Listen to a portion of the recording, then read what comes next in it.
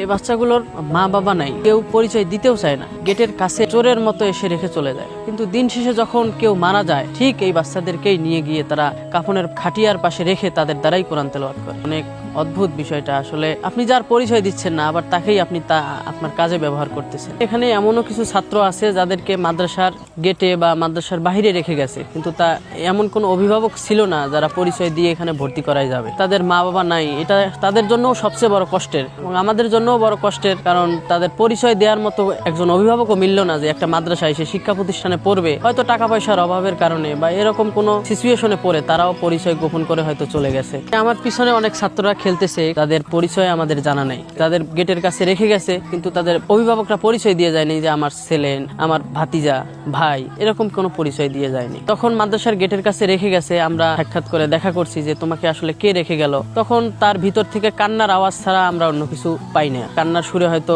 কেউ কথা বলে না, কেউ চেয়ে থাকে মুখের দিকে, এরকম পরিস্থিতি তৈরি হয়। এখানে যাদের পৃথিবীতে কেউ নাই, মা বাবা, আত্মীয় স্বজন, কিন্তু পড়তে চায়, শিখতে চায়, আলেম হতে চায়, হ্যাঁ, যদিও মা বাবা নাই, তাদের মা বাবার জন্য দোয়া করতে চায়, তাদের জন্য এই মাদ্রাসার দরজা সবসময় খোলা থাকবে ইনশাআল্লাহ। দুনিয়ার জমিনে কেউ তাদের জন্য অপেক্ষা করে না। তাদের জন্য একমাত্র তাদের হয়তো মা বাবা পরকালে এবং আখেরাতের জামানায় তারা অপেক্ষায় আছে, হয়তো তাদের সন্তান এখানে কিছু শিখে তাদের আখেরাতের জন্য কিছু উপকার হবে, এই আশায় হয়তো ছাত্ররাও আছে, অপেক্ষায় আছে তাদের মা বাবারা। সবচেয়ে আমাদের কষ্টের বিষয় ছাত্রদের বাৎসরিক ছুটির দিন, ঈদের দিনগুলোতে সব ছাত্রদের ছুটি হয়ে যায়। যাদের অভিভাবক আছে তারা এসে ছাত্রদের নিয়ে যায়, কিন্তু যাদের অভিভাবক নেই, তাদের কেউ নাই দুনিয়ায়, তারা ওই অভিভাবকদের দিকে চায়া থাকে, বাচ্চাদের দিকে চায়া থাকে যে তারা যাইতেছে। ছোট বাচ্চারা অনেক সময় এসে জিজ্ঞেস করে যে হুজুর, ওনাদের মা বাবা আসছে, কারো মা আসছে, কারো বাবা আসছে, তাদেরকে নিয়ে যাইতেছে, আমার কি কেউ আসবে না?